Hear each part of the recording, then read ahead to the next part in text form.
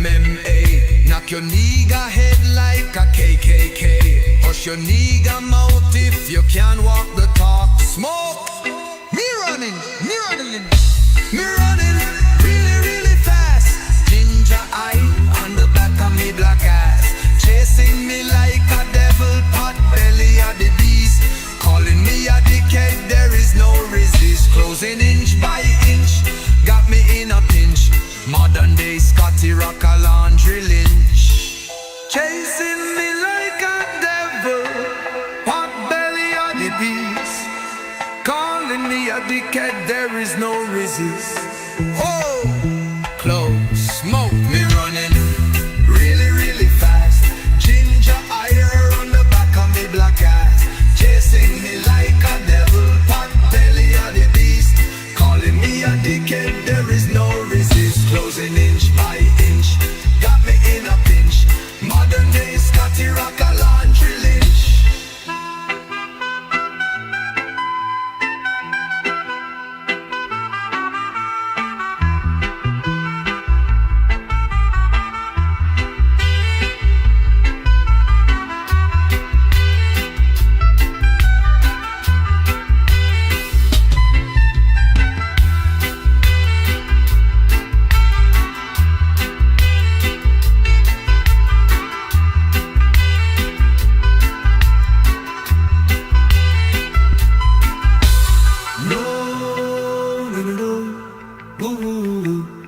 Or you will get turned up.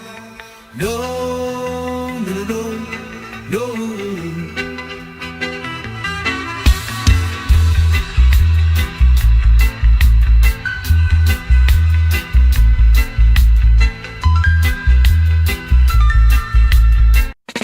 Suck Sullivan, don't mess with his load, or you will get undone. Spinning round and round, bleeding on the ground. Scotty Rocker, laundry killer, no remorse in this beamer. Fabric assassin, hood cleaner, coming for your Rasta queen. Rape on the washing machine, no use to fight back. MMA, knock your nigga head like a KKK. Hush your nigga mouth if you can't walk the talk. Smoke.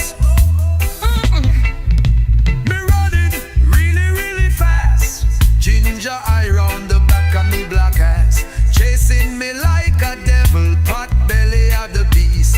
Calling me a dickhead, there is no resist. Closing inch by inch, got me in a pinch. Modern day Scotty Rock a laundry lynch.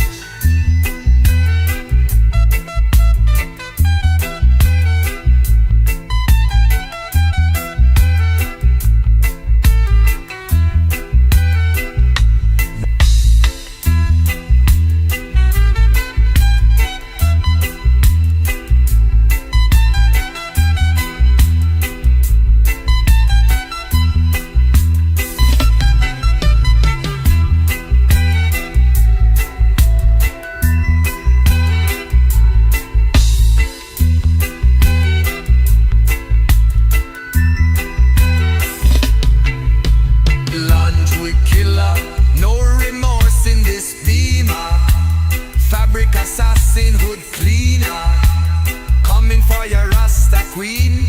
Rape on the washing machine.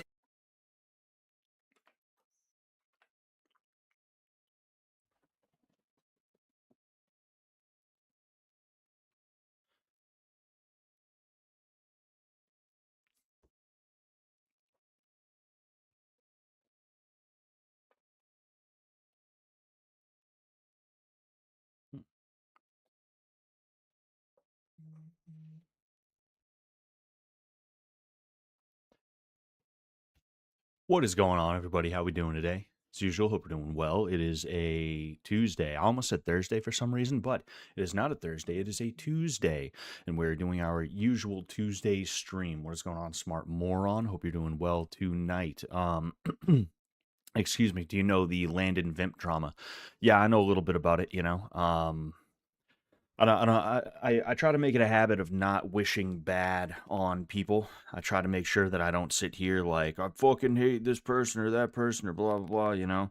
Um, Sorry, I'm talking to a couple of people about a couple of different things. I don't know if you can hear my phone vibrating, but I just put it on mute. Yeah, I know a little bit about the Landon Vimp drama. I know that there was some issues with Landon, who has a bit of one-itis, and Vimp, who is taking advantage of that in some way, shape, or form. I don't wish anything bad on anyone, but you know what? Like, I think Landon needs to get over it.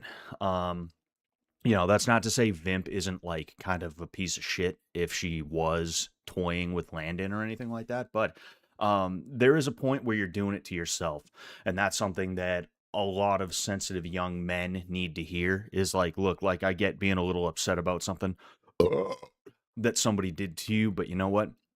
If you're gonna continue to be upset about that like months later to the point where it's debilitating to your ability to live a regular life, or B, you're going to allow that person in to keep doing it to you, you're really doing it to yourself. It's that fool me once, shame on you, fool me twice, shame on me thing, right?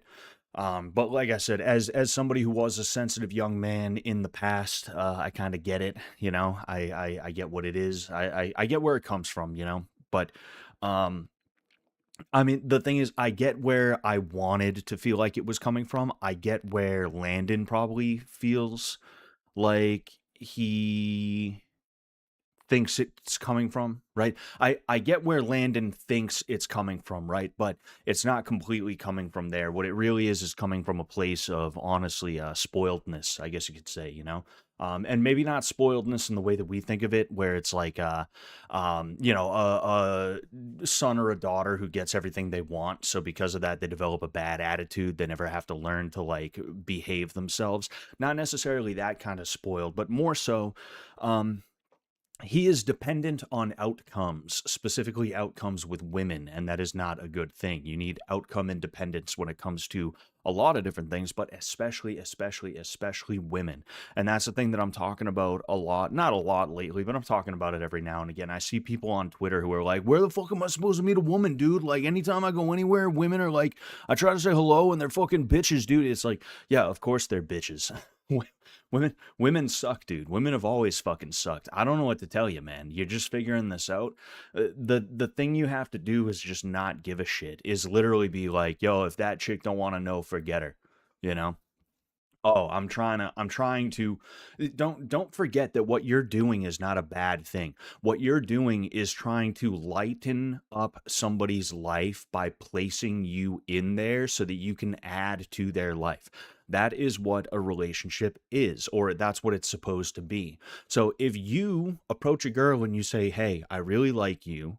I want you in my life and I want to be in your life. And when I'm in your life, I want to improve it. I want to be as good of a partner as I can be. I want to be your sugar bear. I want to be your sugar bear, you know. I want to make your life better. Bottom line, right?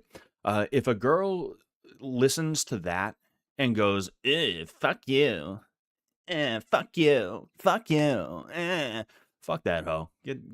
Good. Thank God you said no. If that's going to be your attitude, thank fucking God you said no. Yeah, I dodged a bullet. You think you won this because you're given that ew kind of attitude? No, I won. I fucking won. You think you won? You did not. You lost. You just lost fucking everything. You know. Um, but yeah, speaking specifically on, oh man, I fucked my neck up. I fucked my neck up over the weekend for like the second time. Speaking to Landon specifically, it's like you gotta realize, dude, that like women are like buses. If you miss one, there's gonna be another one that comes along like 15 minutes later. you know and that's why feminism has been such a big thing in terms of trying to disallow men um from having standards. Men are not allowed to have standards, and men are not allowed to have like self-respect or dignity or anything like that, is because the fact of the matter is women are not that special. Women are not that good. the average is just average. Average is mediocre. Most women are just fucking mediocre. It just is what it is. Truthfully, I've been with it's double digits, right? It's double digits. I think it's over 20. I'm not gonna sit here like, okay, there was Tina, then there was Sally, then I'm not gonna like one, two, three, three. I've been with double digit women over 20, meaning like over 20 women uh, myself, right? Like in terms of personality, bedroom, there's only like one or two of them that are like really, and I don't mean personality and bedroom, right? Because usually it was one or the other. It was like she had a really nice personality or she was really good in the bedroom. It was rare that there was like that was like both of them were combined. Both of them rarely did both of them fit in like that, right? Um I could count like one or two, maybe three women that were like actually either they were good in the bedroom or I could stand being around them for more than 20 minutes at a time. Usually the ones that were good in the bedroom, I was like, yo, I do not want this woman near me after we're done. Get the fuck away from me. Get away from me, you know? Um, of course, I'm doing my usual thing, jumping all around from here, there, and everywhere and stuff like that. But the point that I'm trying to make is like Landon, he's a young man in his early 20s. I think he was like 21, 22, right? Getting to that point where it's about time you start getting your shit together. In fact, it would have been better if you started doing that a year or two, maybe even 3 or 4 ago. But hey, it is what it is. Overall, the dude's just gotta like the dude's gotta stop with the whole entitlement thing where he thinks that everyone is going to be like a good guy. They're gonna follow the rules, and if they don't follow the rules, then he gets to sit there and be like, "No, you're not following the rules." Excuse me, you're not following the rules, because that's what I used to do. If I'm being honest with you, that's what Landon does. Is like he sits there in front of Vimp, or maybe not in front of Vimp, but like I've seen a little bit of what he does, where it's like he starts bitching and moaning about like what somebody's doing wrong, or like how something has gone wrong, and it's like, yo, like people are not going to listen to that and go, oh man, you're right, that was a fucked up thing to do. Actually, that was against the rules. I remember the golden rule: treat everybody how you want to be treated. That's the golden rule, and I wasn't treating Landon the way that I would want to be treated. People don't care about that. That's not the way the world works. It'd be better if the world did work that way, but unfortunately, unfortunately it does not. So what you gonna do, right? What is going on, Schmitty? What's going on, Schmitty? How you doing today? Uh, eh. She broke the promise. She smoked on National Goth Day. Oh boy. Um, I wouldn't say that, Schmitty. I don't even know exactly what you're talking about. I don't. But no, I wouldn't say I've had one of those. Can you show up on Sardington and do the classic high school bully thing and hold Landon's head with one arm as he flails his arms, and do it in a Letterman jacket and make out with it? That'd be funny, dude. I'm not watching Sardington like a motherfucker. I have tuned in a couple of times because it's actually apparently popping off a little bit. I do find it entertaining when I tune in. A lot of the time when I look at these spin-offs, I'm like, eh. But Sardine Tin seems to have found a bit of a stride, and good for them. It's like it's a shit show. Frankly, I think that's what Fish Tank was supposed to be a little bit. I think Fish Tank was supposed to be chaotic and like everything like that. But it seems that Sardine Tin has found its stride. But like, I saw some dude sucking feet. I would guess it was probably Vimp's feet, maybe. But I mean, that was just like, whew, fuck. That was, ugh, holy fuck. Yeah, Sardine Tin seems like they're hitting their stride though, and when I do tune in, I do see some funny stuff, and I do see some interesting clips every now and again, and fucking feet sucking and shit. Ugh. What the fuck, man? Some dudes, that's an issue with sexuality in the world today, is that we have taken inherently shameful acts, and we have turned them into a thing where it's like if you're doing it, that actually means you're like cool, or you're a freak, which has a good connotation to it and everything like that. And you see that especially, excuse me, you see that especially in the way women talk about sex today in the hip hop world. If you listen to someone like Cardi B or like Nicki Minaj or some of these other hoes and stuff like that, they'll talk like, yeah, I'm fucking your man's. And it's like, no, you're not fucking somebody's man. Somebody's man is fucking you. You are the object here. That, like, I don't know what to tell you, you know? There's nothing alpha or cool or like even like r- remotely respectable about that act in and of itself. You bending over and taking a dude in you, or getting on your knees and taking him in the other end, right? There's nothing inherently like glorious or like venerable about that, you know? And that's why a woman's virginity is so important, is because it is an inherently it's natural, but I mean, so is taking a shit, right? Yeah, yeah, it's nothing to be ashamed of doing that, but also it's not something that is meant to be venerated. Like I said, the idea that like a woman just can have sex, that's not like cool or brave, or there's no glorious aspect to it. You're getting fucked. That's all that's happening. That's it. you know and a version of that you see from dudes is like dudes that are like, yeah, I suck toes, like those kinds of guys. It's like, no, that is no, that is like I don't know how to describe it, but like the kind of guy who like he knows a girl's not into him, so he thinks his way in is to be like, could I please eat your pussy? Like literally like begging to eat, that type of stuff. Like that's kind of the attitude, or that's kind of like the equivalent that I think of when I see a dude doing that type of thing. It's like, no, that's not cool. You're not only are you lame, you're kind of a fucking like gross freak, and I don't want you near me. Like, please stay the fuck away from me. Stay the fuck away from me. And you can play that little game where you try to be like, oh man, you just must not be that good in bed. Oh dude, you can play that game, fine. Whatever, bro. Whatever, bro. I don't want to win that one. If I have to suck toes to win that argument, you know what? You got it on lock, bro. It's all good. You can have it. You can have it. It's fine. You know. Some people are just like fucking gross. Cardi B is a man. Wouldn't surprise me. I genuinely want to break from fish tank, but it's too hard to not keep up with it. Yeah, I mean, I wouldn't say that I want to break from Fish Tank. I haven't been paying attention to what's been going on with Fish Tank.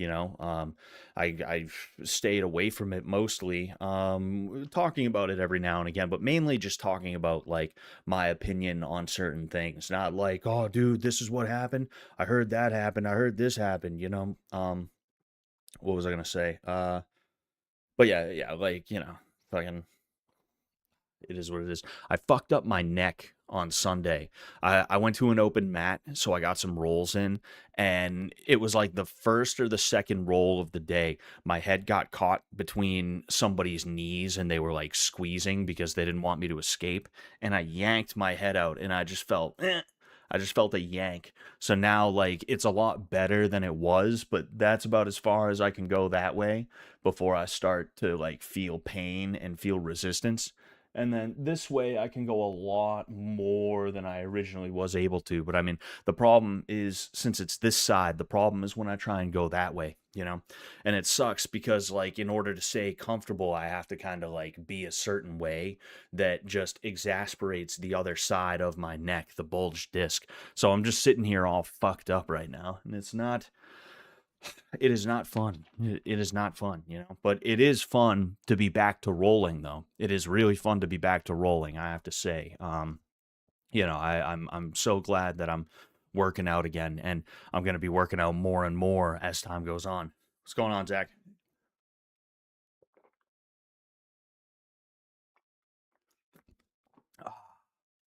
These things are mad good. I just tried I just tried one of these for the first time like 10 minutes before, and I didn't think it was going to be that good.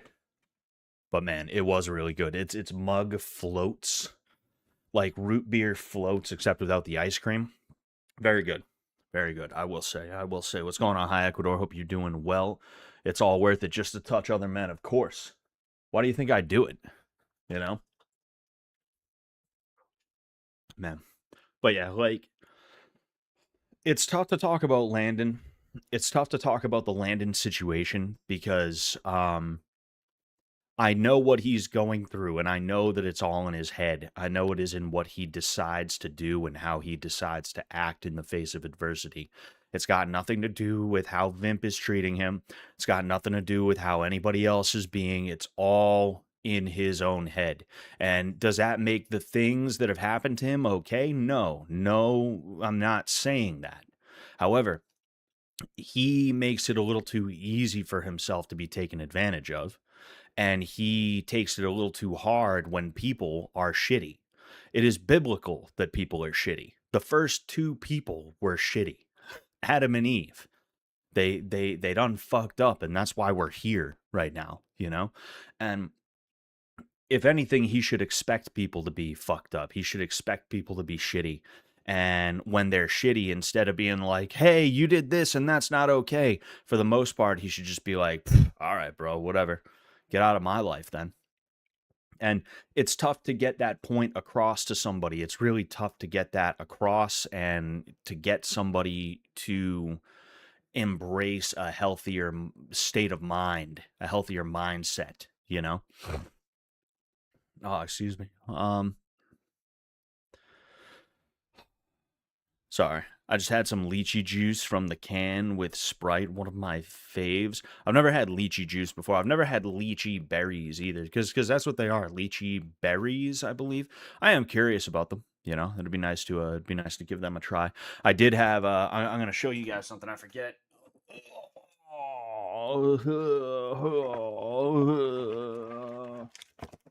Oh, jeez.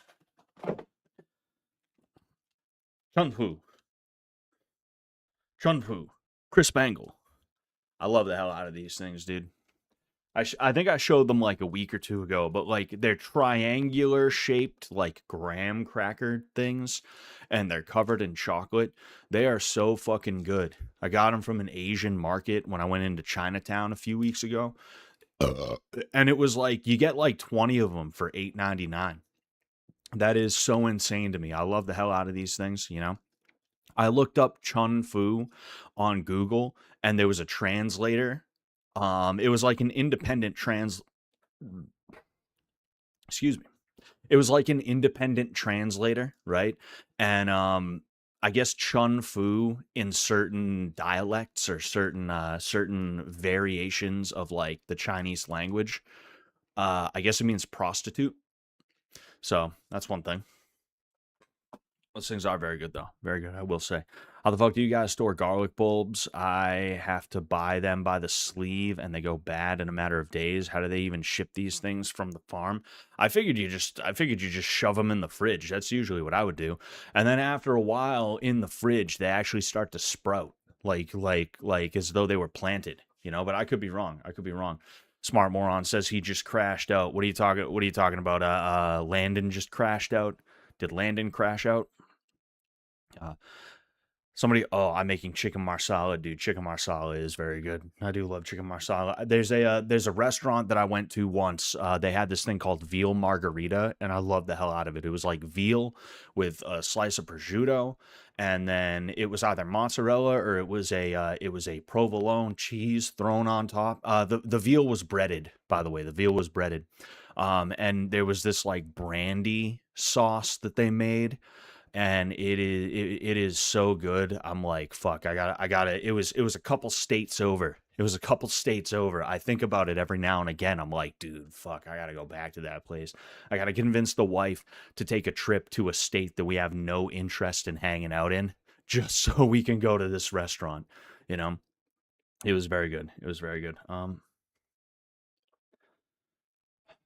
So I have to skin the whole fucking sleeve of garlic. I can't win. I know life's a bitch, and then you die. Hi, Ecuador. I don't know what to tell you. Um, Sorry, just looking around here. You guys are really getting into the garlic talk right now.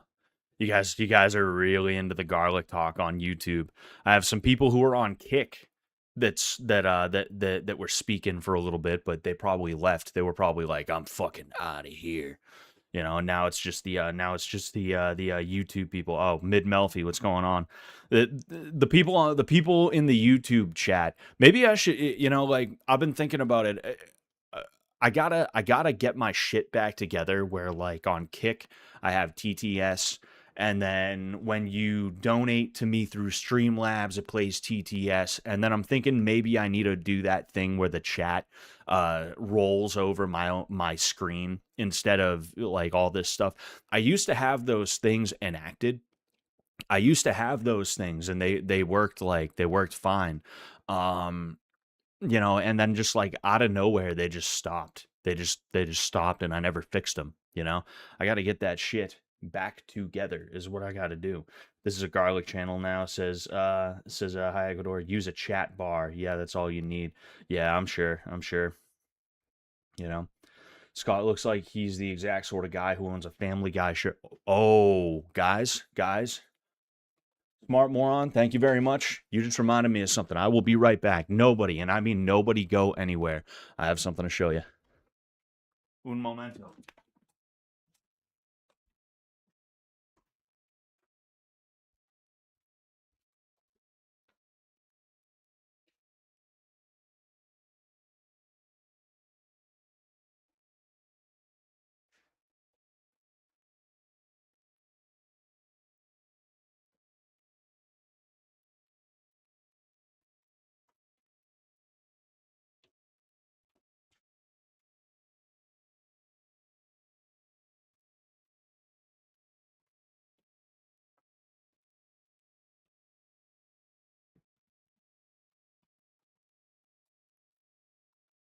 Y'all ready for this? Oh, you can't even fucking see it, dude. I I found it on Temu or Timu, however you say that shit. For our greatest ally, ladies and gentlemen. For our greatest fucking ally. That's right. That's right. It's a little too tight. I'm still a little too fat. I should have got a double XL instead of an XL. Fucking look at it, dude. Look at this thing, bro. Look at it. I saw it on Temu. It was like $3. I was like, dude, I don't need this. I'm never gonna wear it. I want it though. I'll probably try to sell it to somebody. What what the fuck is Jerlim? Man, that is that is insane. You see, like I'm gonna be in the new place, meaning like my stuff is gonna be in the new place, the streaming setup. It's gonna be in the new place, dude. I wear the Jerusalem shirt. I wear the USA shirt, and all of a sudden my view count pops up by like 4 or 5 people.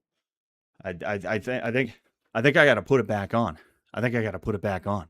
That's what I got to do. But I'm thinking about how I want to decorate like the place because I'm gonna have like a dedicated space that I can kind of play around with in the new place when I get my computer and everything to there. Um, and because of that, I'm wondering what I'm gonna have in the background, and I think I might have that in the background, unless, unless unless I can sell that to somebody, in which case, because I am reselling stuff. I am reselling stuff now. I'm having a good time doing that. But um, be honest, what other 5 items did you have to order on Temu? Actually, Temu's been pretty good in terms of that. But I ordered. I want to show you guys a knife that I got. I want to show you guys the knife that I got because it's actually a pretty good knife, all things considered.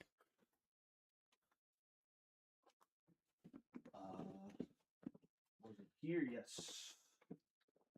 Yes, indeed. Yes, indeed. Yes, indeed.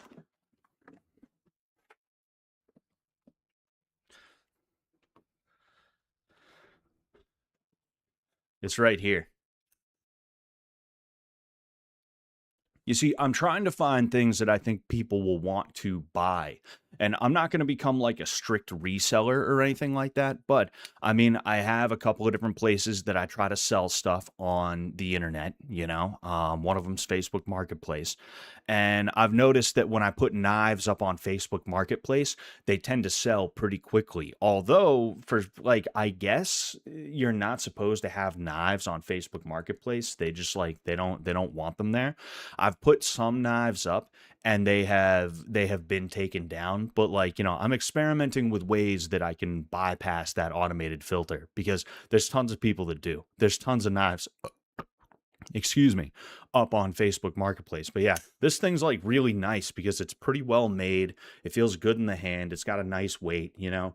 And it's got some First Amendment shit on it so that like, you know, if you're one of those if you're a dude who wears cargo shorts, you're probably going to go crazy when you see something like this. If you're part of like your college libertarian party, you're probably going to go crazy when you see something like this, you know. So I figured, hey, why not? Because those are the kinds of people that buy the knives and stuff like that, is like cargo short dudes, is like teenagers that are like, dude, I want this cool knife, I'm going to look so cool with this cool knife, man. People buying your nice fingerprints on a weapon. I'm not even gonna lie. I'm not even gonna lie. That was one thing that I was concerned about. I had these double machetes that I bought when I was going through my knife phase. It was like you know how in like Avatar: The Last Airbender, right? Zuko, he they called him like the Blue Spirit or something like that. Basically, that was Zuko whenever he had to go like special ops, covert and stuff like that. He'd dress up in the ninja garb and he'd have like a mask on that was blue, and he had like dual swords. He'd like pull it out and then he'd have the two swords. I had machetes that were kind of like that, and I sold them to this kid. And like when I saw it was a kid, I was like, okay, that's not a big deal. This is like just a fucking anime nerd, is what he is.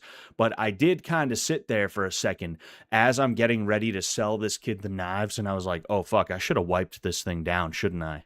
I really should have made sure to wipe this thing down. I should not be giving my fingerprints over to some guy. What if he uses it in a murder and like shit. You know, didn't Zuko wear an Oni mask? Yes, yes, that is. I believe that's the mask that he was wearing. You know, um, I'd absolutely be wiping those things down, wearing gloves. Oh yeah, I'm probably going to as well. You know, I'm probably gonna make that the thing. You know, hopefully I can sell this. I mentioned because I showed you guys another couple of knives that I bought recently.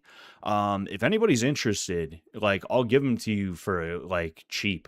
You know, like I'm trying to sell one knife for like 200. And in fact, I'll show it to you guys. Hold on. This is a reselling stream now. This is a reselling stream. Okay, you guys get your wallets out, get your checkbooks, get your mom's credit card. Okay, just give me a second.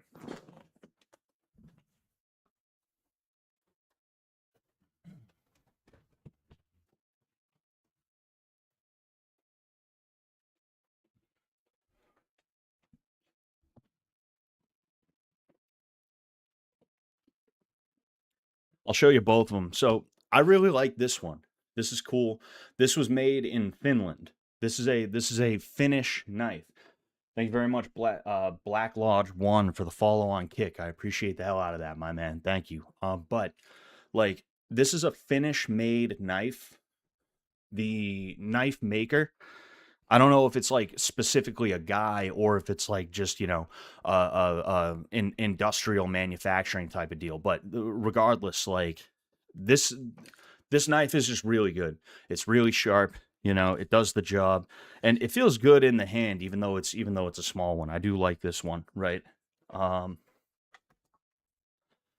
and then this one right here. This is mad cool. You see, that is a U.S. serviceman, right?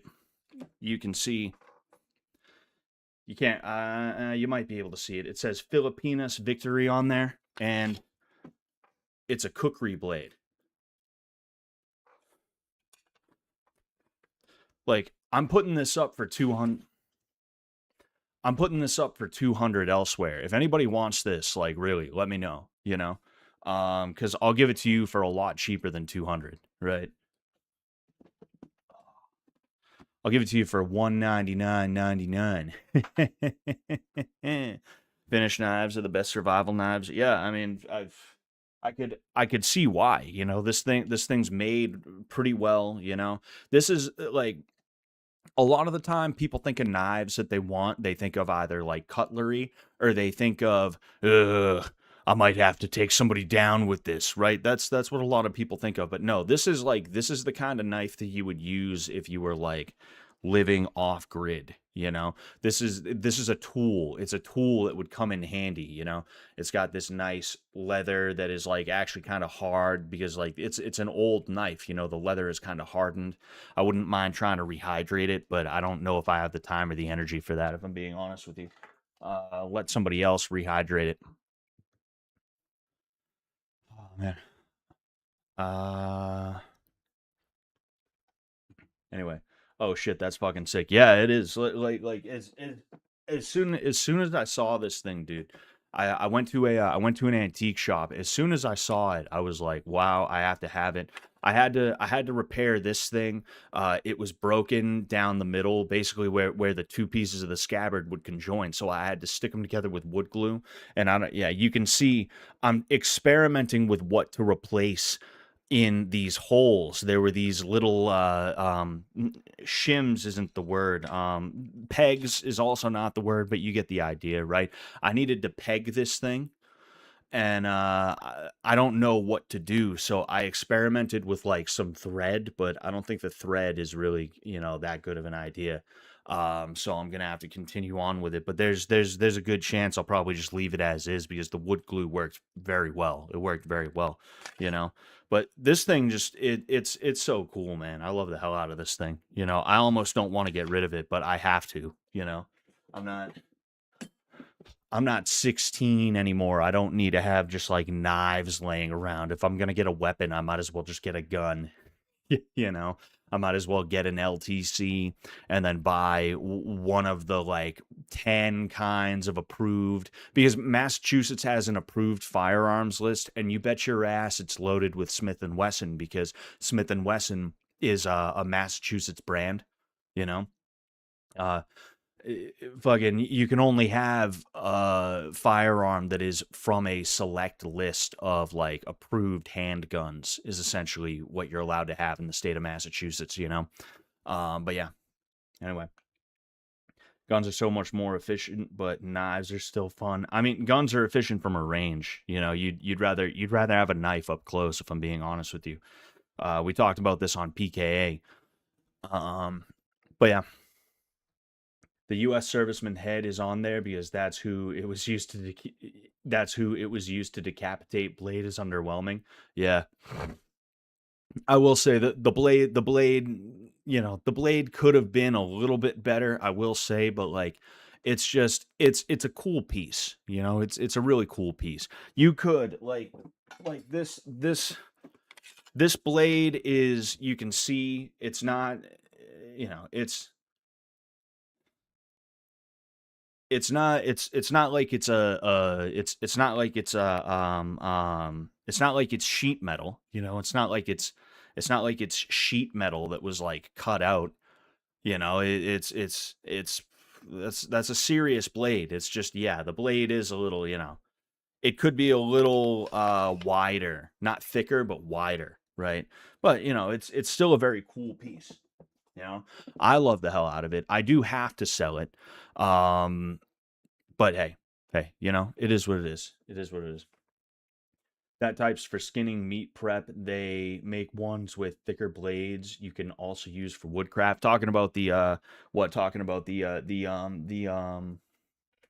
you are you talking about this one, High Ecuador? If so, yeah, like that's kind of what I expected that it damn. That is kind of what I expected it would be for, you know. Oh man. My EDC is a Kershaw Skyline. I don't have an EDC. I carry pepper spray more than I do knives. you know, I know that the concept of EDC is not necessarily just for self-defense, but I mean, like, it's the self-defense crowd that talks about EDC the most. And when it comes to self-defense weapons, knives are probably the worst self-defense weapons. They're very good for if you're trying to commit a murder, but not for if you're just walking down the street minding your own business and some guy tries to accost you.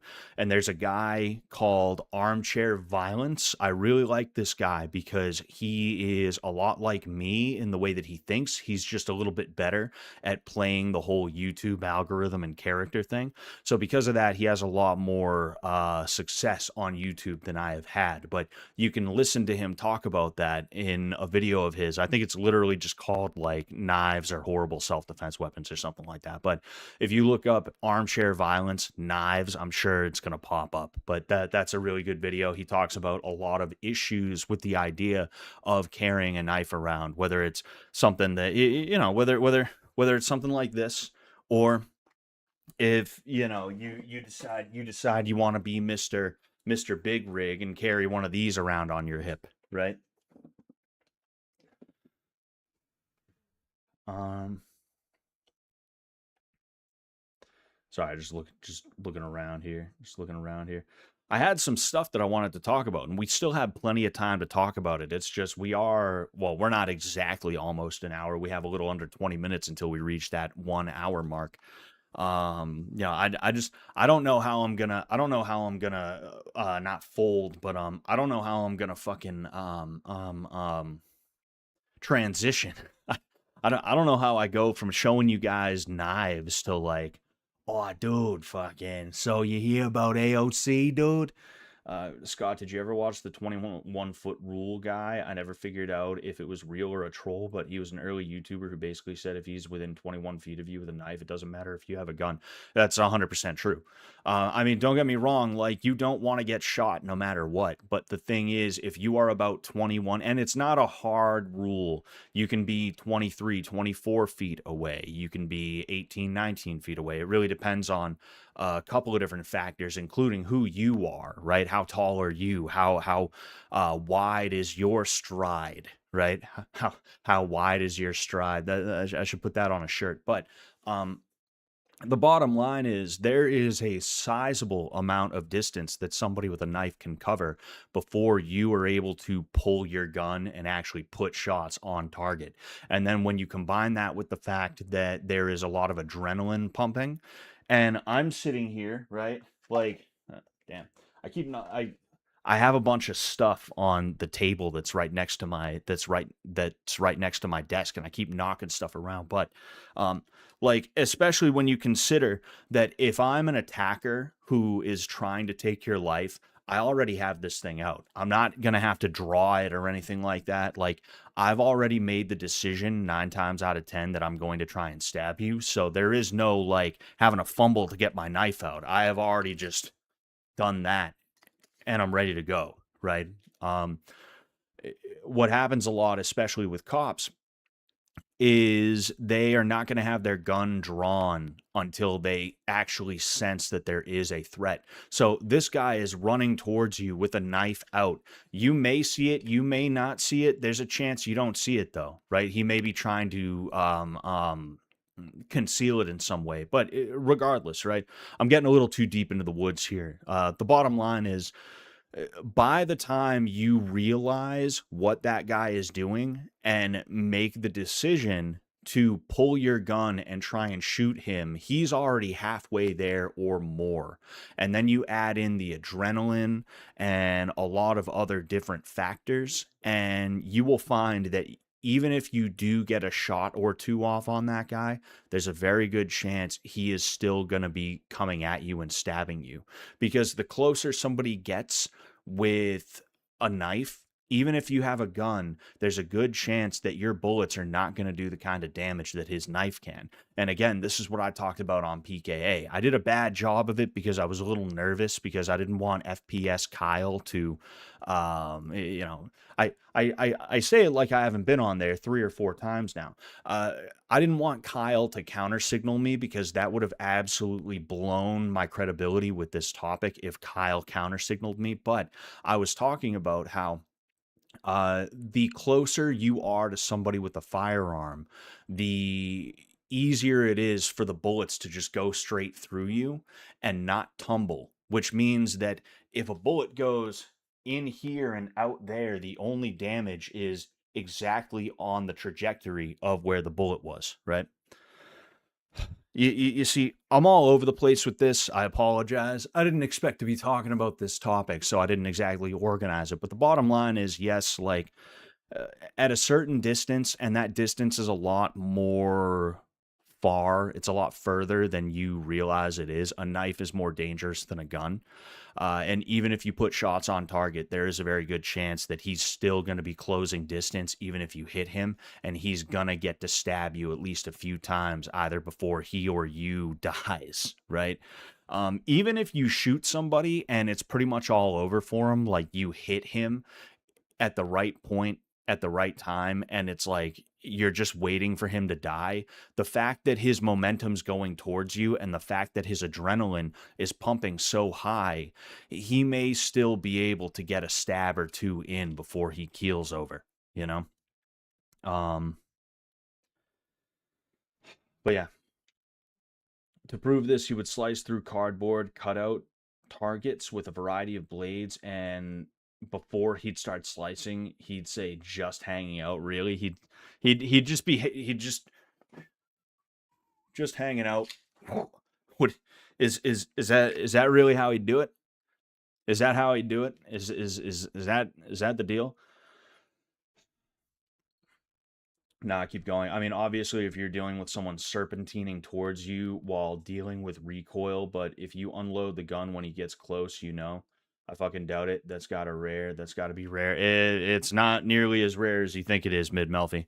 And you don't have to serpentine. In fact, the less direct the path, like for instance, right? We can look this up because they've done plenty of tests for this before, right?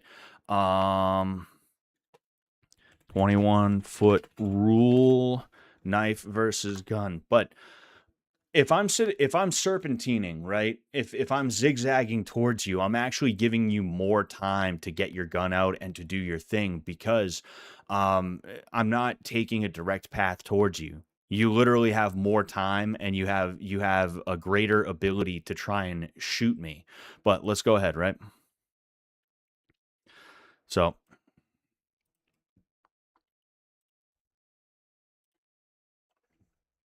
Special report, I'll show you how that rule may not mean what you think. If I told you that a man with a knife could run up and stab you before you could pull a gun and protect yourself, what do you think the safe distance would be? 5 feet? 10 feet? What if I told you 21 feet? 21 feet is closer than you think. In this demonstration, a police training officer using a rubber knife covers the ground to a second officer every time he tries. Officer Nicely, how did you feel like you had a reasonable opportunity to draw your weapon when he was coming at you within 21 feet? Within 20 foot. Well, 21 feet, no, it's not. These blue pads simulate... You see, like, he's getting a shot off, right? But this dude, this handsome looking guy who doesn't look like me at all, this dude right here, right? He's not running as hard as he could. At the Roanoke Police Academy, where, like most training centers around the nation since the 1980s, police teach something called... So right here, he's got his gun already out. Here, it's measured from a piece of tape on the floor. And how does somebody know what 21 feet is? That's kind of funny. It's a... you know, you're looking at it. It's just an estimate. You know, I mean, there's no tape on the floor out here every day, but you get used to the distances that we communicate with people. We set it up out in the open with a different assailant. You can see it play out as a recruit from this year's class easily covers the 21 feet before the officer can draw and shoot him. Police say reaction takes longer than action, something they call the reaction gap. We timed the video, and it took just over 1.5 seconds for the guy with the knife to cover the distance. You see, what I was trying to explain is there's been a couple of times, right? And I wasn't really watching how hard this guy was going, truthfully. Let's see here, right? The officer draws This dude and is really gets trying to shot haul at, ass. But he also gets stabbed. Remember, the bullet won't stop the man dead in his tracks. And that's exactly what I was trying to say is, like, even if you get a shot or two off, there's no guarantee that that dude's going to fall down, you know? When that person, all of their weight is moving forward, even heavier calibers, even higher calibers of handgun ammo are typically not going to stop that person in their tracks. Maybe you hit them in the head or something like that, but you're typically not going to be told, hey, aim for the head on somebody. This is not a zombie movie. You're always going to be aiming center mass, you know, like just this general area of the body. So it's a situation where, like, yeah, have people gotten the shot off before and has it been effective? Yeah, I mean, I'm sure it has, but it's generally better for you to understand that there is a good chance you are going to get cut. And they have developed methods of trying to avoid that very situation, including literally just fucking backing up.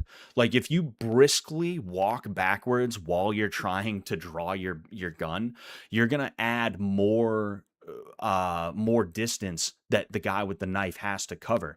Even if he's hauling ass towards you, just that little bit of distance that you add on can give you just enough time to really do some damage to the guy so that hopefully he will fall over before he gets to you. I've also seen people who they hit the deck. They literally, like, it's almost like they slap out, except since they have their gun, what they do, is they sit down to their butt and they lay back, and from a laying position, from I don't know what you would call, would that be like a form of prone position? I would assume that's kind of like a form of prone position. From that prone position, they would utilize they would utilize that as a means to get some more shots off, right? So there's a lot of different aspects that go into it, but overall, like, and you can see this backed up in police body cam footage. Just because you have a gun and you shoot somebody doesn't mean they're going to die right away, right? And I think there was actually kind of a famous example. I think it was it was of that woman who, like, she's like in her they took like a still image and you can see her literally she's got like a knife right here and she's like, "Ugh," like that in the still image. I'm pretty sure that was an example of that. I could be wrong, but I do feel like there was a semi-famous example of somebody going at a cop with a knife and they got shot like 2 or 3 times and they didn't die right away, you know? Oh, man. The way to beat the 21-foot rule is to be constantly shooting your gun in every direction. Exactly. You need a dual wield. That's called PCP. No, that's piece. You can't find PCP anymore. This isn't 1992. You know, PCP isn't really a thing anymore, if we're being honest here. You know, am I saying you couldn't ever get it from anywhere? No, but I've never known anyone who has ever had access to PCP in my life. And then I highly doubt that anybody here has too, right? And if you have, then you're in that minority of people. And I have to ask what the hell you're doing hanging out with people that know how to get fucking wet, you know? But, what was I going to say? It's not just that, you know, it's not just that, you know. Scott knows you can't find PCP anymore. God knows he's been trying. Dude, can somebody let me know, dude? Can somebody let me know, man? But yeah, I don't know what to tell you. You know, like, it's not even just me saying it. It's literal cops who have to deal with this type of stuff who are talking about this in their training. If there's one thing that the cops do get right, it's this. You know, a lot of unarmed combat cop training is bullshit and you don't want to deal with it. But when it comes to, hey, this is how you survive a gunfight with somebody who is trying to kill you, the cops are actually not too bad at that. They're not, there's worse out there. There's worse out there, you know? And these cops know what they're talking about. So if that's not good enough for you, I don't know what will be, you know? I mean, I've been doing this for years, you know. Those guys have been doing it for years. Um, man, dude, I'm sick of my neck being fucked up, dude. I've had issues for years with this side of my neck. Now I pulled this side of my neck. It's just like fucking A, get out of here, dude. Get the fuck out of here. But no, I guess it's a good time. I guess it's a good time, you know. I want to show something here. Understanding is that Francesca Hong has made clear her present stances to her electorate. Yeah, she's moved away from a lot Right, of that. she's moved away from it. And I have a local city councilman that has this saying, woke one was crazy. Woke one was crazy. Okay, that's actually... And I think that what's important is that standing is... So this is interesting, right? And a lot of people have been talking about it on Twitter, X. And I think it is a watershed moment, this right here. This was sort of it was sort of said in passing, I guess you could say, right? But this right here was a big moment, because when have we ever known the left wing to admit that they're wrong other than to say that we did not go far enough? It's never, hey, you know, maybe we were wrong about this thing or that thing or the other thing. No, it's usually like, hey, we didn't go far enough. We didn't take enough black women, gay, lesbian, whatever into account. We didn't sit our white asses down and listen enough.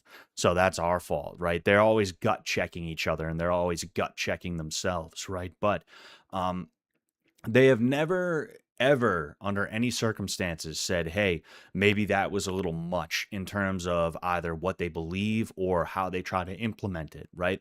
Now, that doesn't mean that these people are like good. It doesn't mean that these people are getting better or anything like that. And even if they were, they went too far to be welcomed back into polite society. I mean, the things that AOC was saying in the past, I don't even have those pulled up, but she has been one of those people who's been all over the fucking place talking about how people need to like be ruined. We need to kick people out of society. Literally, I got polite society from her. She specifically said that people should not be allowed in polite society if they are right wing, you know? And of course, for her, right wing basically means that you are not like a fucking democratic socialist. You're not like some Bernie bro or whatever. Not that Bernie is even relevant, but these people are only doing this because it is politically inconvenient for them to have their foot on the gas in the way that they are. And this is both a good thing and a bad thing, right? It's a good thing because it means that we are actually winning, that the Overton window is being pulled right. And they know that their beliefs, that their rhetoric is not welcome anymore, that they cannot utilize it because it is outside of that Overton window, right? But then in addition to that, it also means that they are going to disavow everything that happened in the past. They're going to make the claim that actually it wasn't even us. Like, what? Defund the police? I never said defund the police. What? No, I never said that. I never said white people are bad. I never said men are bad. What are you talking about? That's what she's trying to do, and that's what a lot of people are about to try to do, right? And I think there's going to be a very specific strategy to this. They're going to bide their time is what's going to happen. It starts with a disavowal of some of or the disavowing of, I don't know if disavowal is even a word, let alone the one that I want to use, but they're going to disavow their beliefs, or not their beliefs, but just the way that they went about their beliefs in the past. they're probably going to shift from being overtly political to meta political, and they're going to focus instead on, like, trying to control the culture.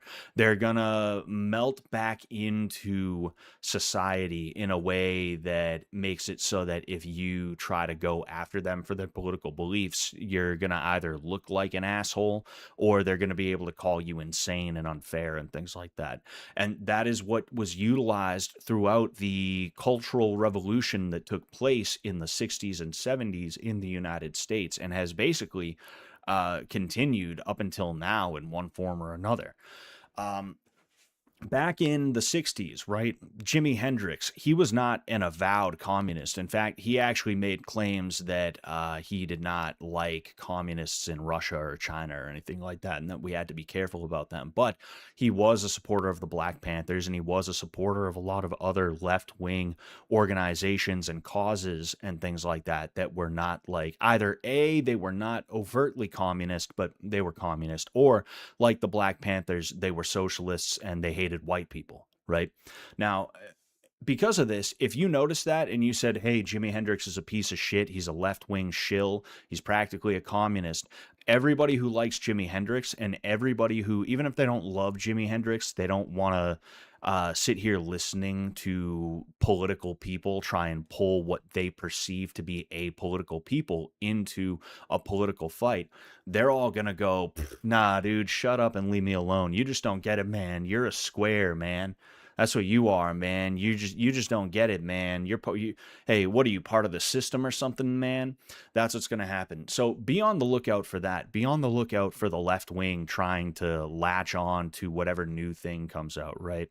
Whatever industry plant mainstream thing comes out, they're going to try and latch on to that. I talked briefly about it on Twitter the other day. There's an example of this guy, Andrew Callahan from Channel 5.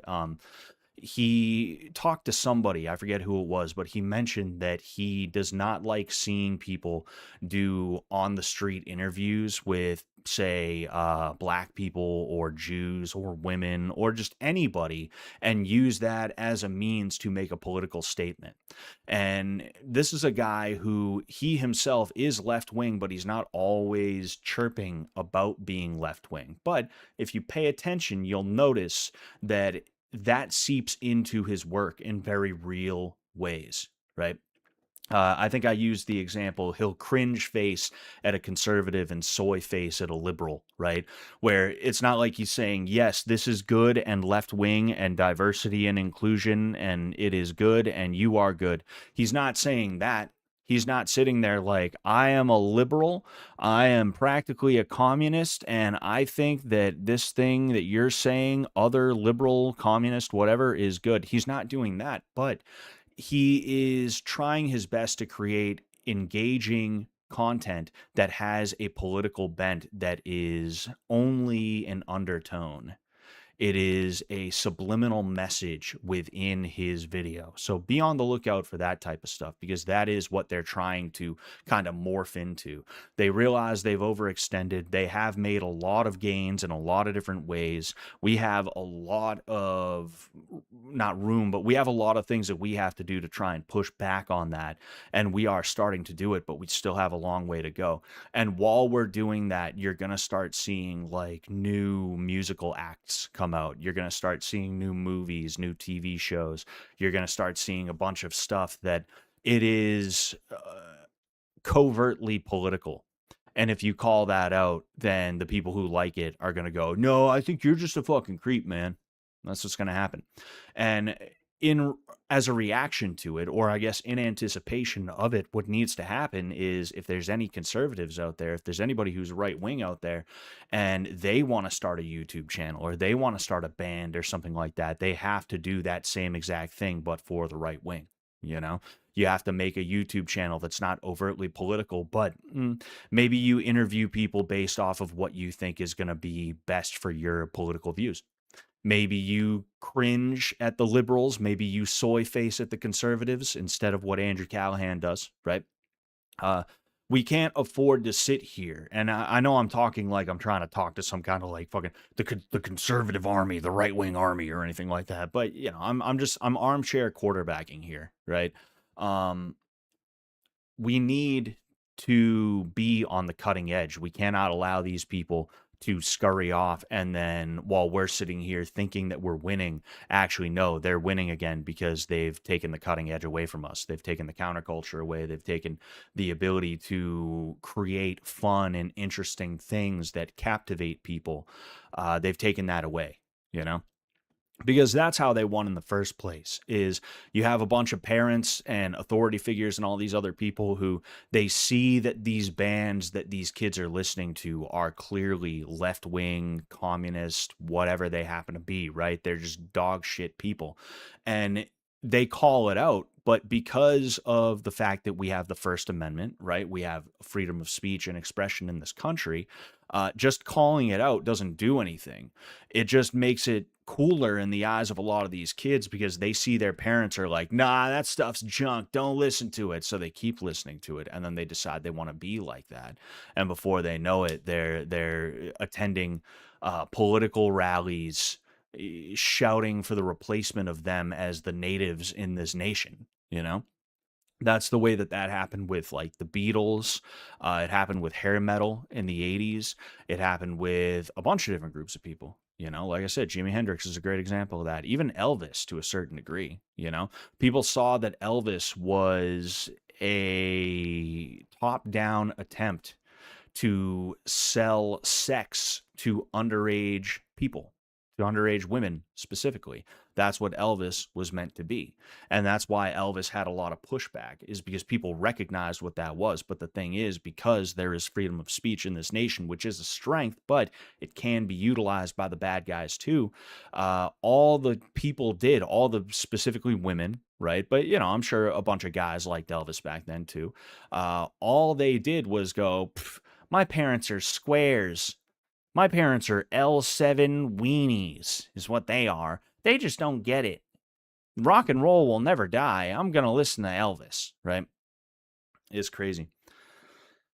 Man, but it's also just funny too because AOC has been pretty busy. Weird about this. Don't be weird about this. I'm going to be very weird about this when I get done with this stream. Don't be weird about this. No, that's a joke. That's a joke. Right. When I first saw this video, I thought it was Ozempic. I thought she was doing like Ozempic or something like that, but no, this was for I guess it was for like a she was doing like eggs or something like that. I don't know. That could be Ozempic. That looks like Ozempic pens because I had a stint on Zepbound myself just to get from 280 to like 250. That way I could kind of take over myself. But that kind of looks like the Zepbound pens that you can get, like the quick pens. But like regardless, I get what a face right there, man. What a fucking face right there. That is crazy. That's crazy. That's crazy. Look at that face.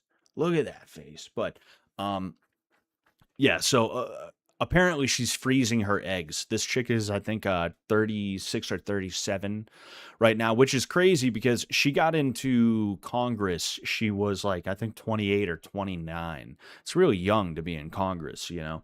But she's like 36 or 37. She's had no kids. Apparently she broke up with her boyfriend, who looks suspiciously like me.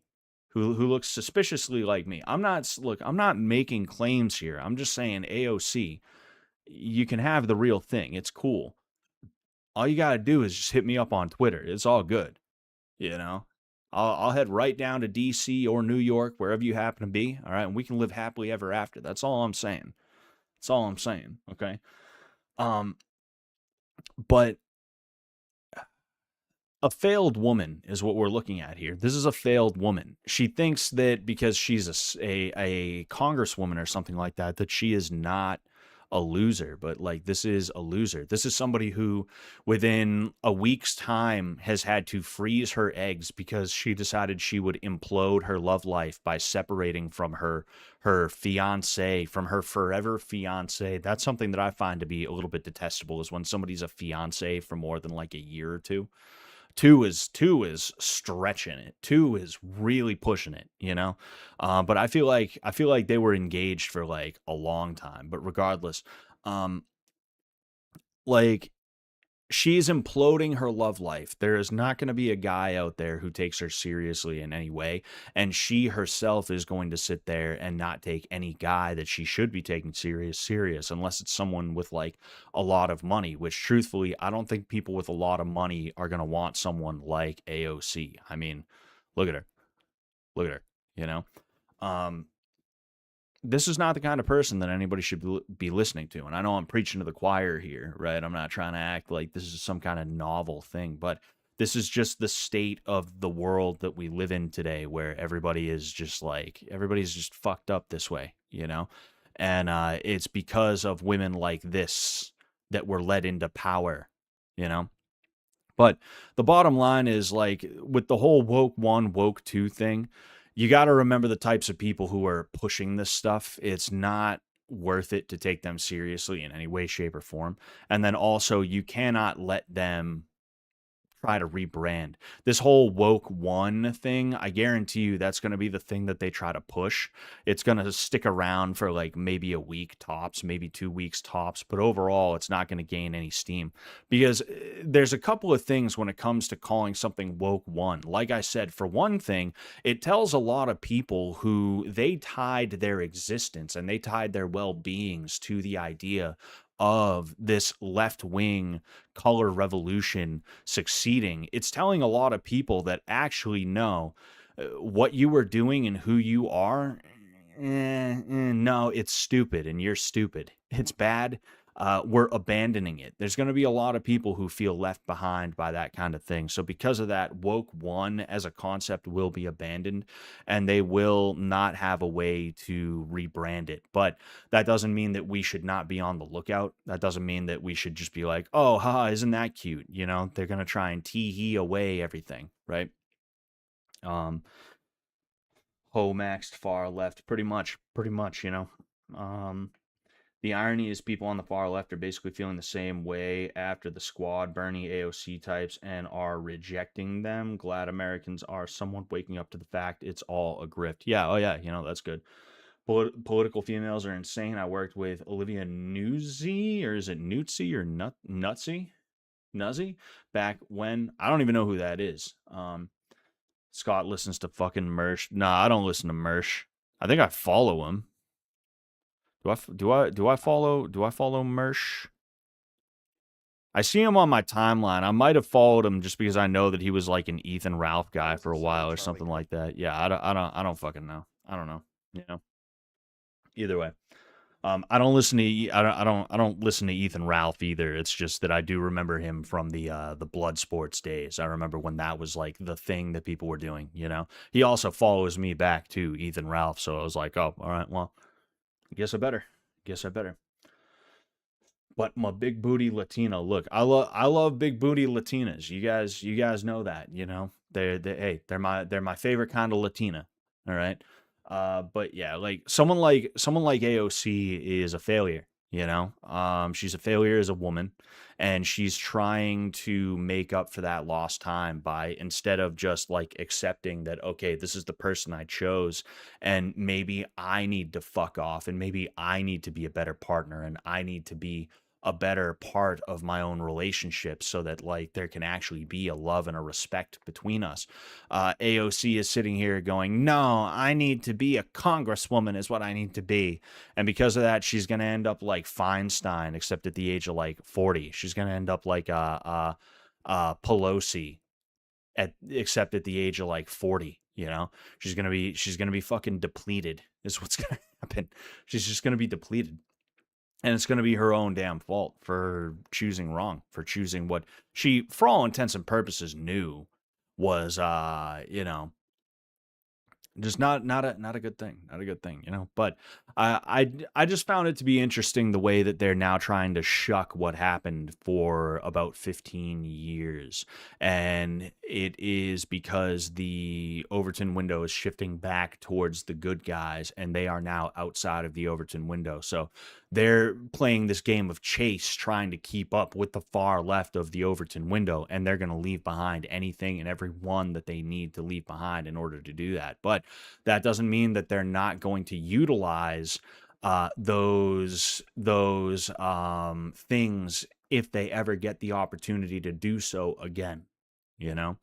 But it would be funny to see AOC be like, actually, a woman is a woman and a man is a man, and a man cannot be, a man cannot become a woman. It would be funny to see her go anti-trans because the Overton window gets pulled back so far, you know? Yeah. I have a picture of me with Chuck Schumer from that time. Got to find it. He looked like a ghost or a puppet. It was fucked up. Yeah, I bet it was. I fucking bet it was, dude. You know? He smelled like nothing, like ectoplasm. Again, I bet. Is Chuck Schumer dead? I feel like Chuck Schumer died. Is that true or no? I forget. Sorry, I'm just looking around here. Oh, man. How many AOCs could you take in a fight? I don't know. It depends. You know. How many chanclas does she have? How many AOCs are there, and how many chanclas does each one have? You know, is it going to be like one chancla, or is it going to be like double fisting the chanclas? I'm curious. Oh, man, I gotta shave my neck because it's starting to itch. When's the last time you punched a guy? Recently, like within the last couple of weeks. You know, I got a little bit of sparring in. Yeah. Anyway, I would like. I would. You see, I'm doing that thing where I can't get a word out, but I don't even have an excuse. I'm just flabbergasting myself right now because I don't know. I guess I had a more succinct way to put it, or maybe I had hoped I had a more succinct way to put it, right? But I had a lot of things to talk about just regarding the whole woke one thing, and then I wanted to go into something else, you know. But overall, right? Overall, we're winning. Are we in a place where we're finally making progress in the direction we want to? Well, not necessarily, because it's like we're in a hole and we have to try and climb out of that hole before we can start moving forward. But that hole is being filled in, and as a result, you're starting to see people like this say, woke one was crazy. We wouldn't use that same rhetoric but from back then today. Which she's basically just admitting that like it's a political convenience thing. She's not even saying, no, actually, we don't believe in defunding the police. What she's saying is we would not utilize that rhetoric because it would be too politically inconvenient and people don't want to see the police defunded. Me personally, I would love to see the police defunded. I actually think defunding the police makes a very good right-wing perspective or topic, right? Because the thing is, anarcho-tyranny needs to be enforced by police systems, by police forces and things like that. If you defund police forces, who's going to stop you from taking down the robber?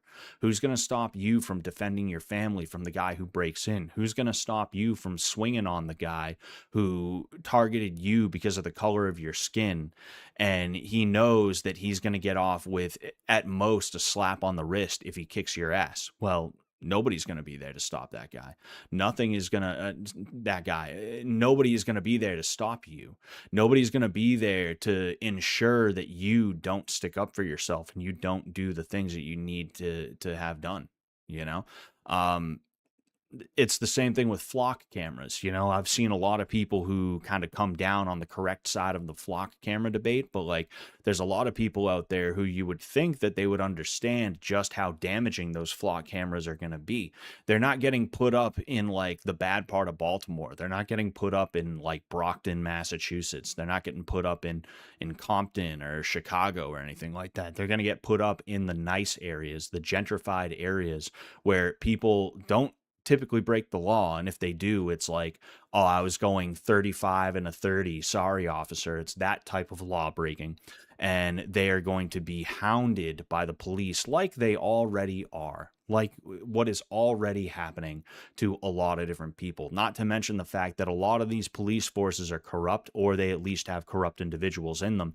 And because of that, these police forces, these police officers are going to use them for their own gain. I.e., there was an example, I believe it was in Florida. There was this cop who was doing security for, I think it was like a TV show shooting or something like that.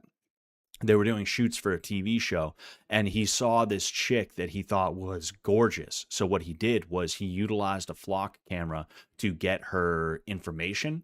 And then whenever the flock cameras would see that car going by, he would get a notification saying, oh, this person just drove by the flock camera on East 23rd Avenue. And he would hop in his cruiser and he would fly 70 miles an hour, lights on, so that he could pull this chick over and try and flirt. That is something that literally happened. There is proof that that happened. The bottom line is, when it comes to the whole defund the police thing, like, I think if anything, the right needs to adopt that, not because we're anti-cop or anything like that, but because if we want to be anti-anarcho-tyranny, and if we want to actually be able to protect ourselves and protect our families, I think the last thing we need is cops around. I think that's the very last thing we need, actually. I think what we need is to be able to protect ourselves and to protect each other.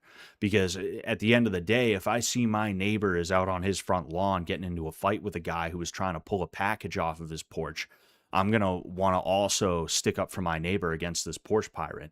But if I'm sitting here knowing that, like, okay, so if I run over there and I beat the hell out of the porch pirate and he calls the cops are going to come here and they're going to go, why'd you come over? It wasn't your package. It wasn't even on your property. It was none of your business. Put your hands in the air. Hands behind your back. Up again. You're under arrest. That's what's going to happen. If I know that's what's going to happen, I'm going to be a lot less likely to try and intervene. And people talk about Daniel Penny and everything like that. Now, on the flip side of that, like I said, Daniel Penny is an extreme situation, and nobody said you had to tell on yourself if you ever got into a fight. But I understand the not rhetoric, but the I understand the theory is what I'm saying. I understand why in theory you might be like, oh, I don't like that, I don't want that, I don't like that. Why not our own anarcho-tyranny? Well, I mean, truth be told, if you took away the police, that is what would be enacted, was kind of your own form of anarcho-tyranny, where if somebody comes into your neighborhood and they don't belong there, you have the power to be like, hey, you better get the fuck out of here. But then again, I don't even know if that's anarcho-tyranny. I don't, anarcho-tyranny is a bad thing. There's nothing wrong with being like, hey, we don't want random people just like skulking around our neighborhood. I used to think my dad was paranoid and weird, because whenever there'd be like some teenager walking down our street, he'd look outside and he'd be like, that kid? He'd start like asking questions and he'd start like watching them walk down the street and stuff like that. And it's like, now that I've grown up and I've seen a little bit more of the world, I understand that my dad was 100% right to be that way. He was absolutely, completely and totally right to be like, yo, I don't know who that is. Who is that? Why are they walking through my neighborhood? What's their deal? What are they here for? What do they want? Are they stealing anything? Are they doing anything bad? Are they casing houses? What's going on?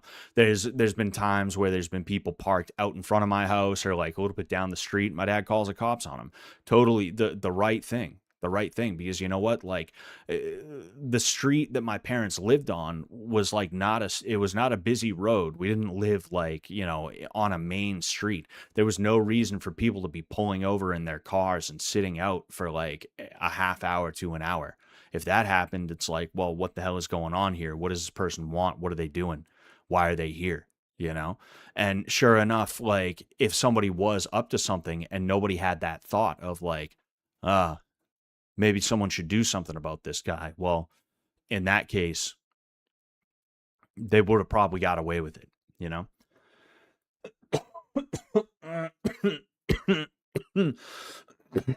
Fuck. Oh, man. I have a feeling tomorrow my neck's going to be back to normal, and that's going to be such a blessing. I'm going to be so thankful for that. I switched to double-edged razor and it's been awesome. Yeah, I use an electric shaver. There's no winning, there's only ordered entropy. Oh, excuse me, that matrix and shit. The carceralization escaped the ghettos. It was fine when it happened to them, but not us, is the effective zeitgeist. Exactly, you know? Like I call it hypocrite maxing, you know? Like, of course I don't want some fucking guy like yeah, like everything comes down to whether or not it's happening to me or one of my friends, you know? I really don't care that there's shootings in Chicago. That has nothing to do with me. If they want to shoot each other, that's fine by me. But when the shooting comes to my neighborhood, well, you know what?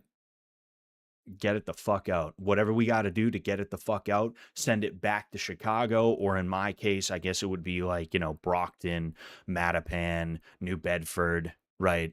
Dorchester, like those areas, you know, whatever it takes to get the violence back into those areas, because I know the violence is going to happen no matter what. I can't do anything to stop it. People have been trying to stop the violence in these inner cities for a long time, and it has not worked. Literally nothing has worked. The violence has only got worse the more things we've tried to do to quote unquote help, right? But yeah, like I don't care about like teenagers in Mattapan shooting each other. They can do that. I don't care. Go right the fuck ahead. It's got nothing to do with me. But the second you bring it into my town, it's like, well, now it's got something to do with me because this is the town that I live in. This is the town that I work in. This is the town that I hang out in, et cetera, right? So I don't want to be going to the grocery store and a shooting erupts in the egg and dairy aisle because there's some like low key third world tier blood feud that is going on between two dudes that were born in Massachusetts. I'm all set with that, you know. Um, it's at the end of the day, if you want to win, you have to be a hypocrite, and that's something that the left is very good at, and it's something that the right needs to embrace. It's something that people need to recognize is necessary. You know, for you to win, somebody else has to lose, and because of that, well, you know, eh. No, I'm describing the retrying of surveillance tech outside of urban, not ethnic exodus. Ah, okay. I didn't understand what you were trying to get at, Zach. That is my bad. Oh, fucking A, dude. Son of a bitch. My neck is killing me. Sorry, just looking at some stuff. So here's something else that's in the news. All right. Governor Maura Healey from Massachusetts. As long as I'm governor, abortion will remain safe, legal, and accessible in Massachusetts. You have my word. So, abortion was always legal in Massachusetts. It was never under threat. There was not enough support for banning abortion to ever put it under threat. And yet she's saying that. And I want you to take a look, right? Take a look at all the women around her. We haven't even played the thing yet. And just take a look at all these women. I want you to take a good look at them and tell me what you notice about them. And I'll tell you what I notice about them.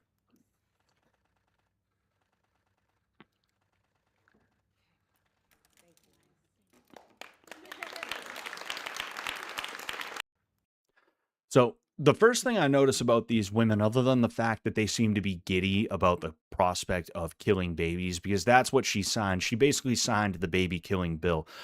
What Maura Healey just signed into law was the ability for women to terminate pregnancy up to birth. So you could literally, if your due date is, say, like November 15th, right, you could terminate it on November 14th. I don't know about labor, but you know, it wouldn't surprise me if they look the other way if a woman's in labor and she's like, actually, I don't want the kid anymore. Fucking kill it. It wouldn't surprise me if they look the other way on that one, you know? But the thing that I notice about these women, other than the fact that they're all really excited that they now get to kill babies, is the fact that none of these women are women who probably could have kids. Like, there's a couple of women, right? This woman looks to be in her 40s. This chick, she looks to be in her mid 30s. This chick is definitely mid 30s, probably early to mid 40s. But none of these women look like they would be mothers or could be mothers at this point. You know, we know Maura Healey definitely could not be. She's a lesbian geriatric. She's a geriatric lesbian. I don't think she has kids, and if she does, I pray that they get taken away from her by like some state agency, if I'm being honest with you, you know, because she should not have children. This is somebody who is wholly unqualified to have children. Same thing with all these women. But it's just funny to me that it's a bunch of women who, for one thing, they look too old to be having safe pregnancies for the most part. But then two, they're just they're just not lookers in any way, shape, or form. Honestly, this is the cutest one out of all of them, and even then, it's like still like a little bit too much forehead. You got this one right here. She's got more gum than a grocery store checkout lane. You know, we got 4 eyes over here, fucking 8 eyes over here. You know, it's just the more you look at these women, the more you find just like ugliness. They're just dysgenic, and there is a general lack of vibrancy, right? You can be old and still be a vibrant person. You can be old, you know, past prime. You're not as pretty or as spry as you used to be. That's totally possible for you to be that way while also still having a class and a dignity and a life. You can still be bursting with life at the age that all of these women are, and yet you can just see like look at them. Look at the way they look at the way they move. These are the kinds of women, right? I'm sure plenty of them are lesbians, which again, it's like, why are geriatric lesbians trying to take up abortion as some kind of like big thing that they're into? Right? Like that's it, it doesn't apply to you. What are you doing? You know? But then you just see from these women, they're the types that like, even if they are married to men, you know, the men probably don't get invited to stuff because when the person who is organizing the event or the game night or just the couples night or whatever it may be, right? They sit there and they go, "Oh, hey, why don't we invite Tim?" Actually, if we invite Tim, that means Erica is going to come too. That means Daniela is gonna come too. Like these are the types of women that don't get invited places except for by other women who are like this. Like this woman probably, it wouldn't surprise me. She organizes game nights for all these women right here. She probably organizes wine nights for all these women right here. And other than that, they don't have friends. They don't have anybody that wants to be around them. They're just not they're just not the kinds of people you want to be with, you know?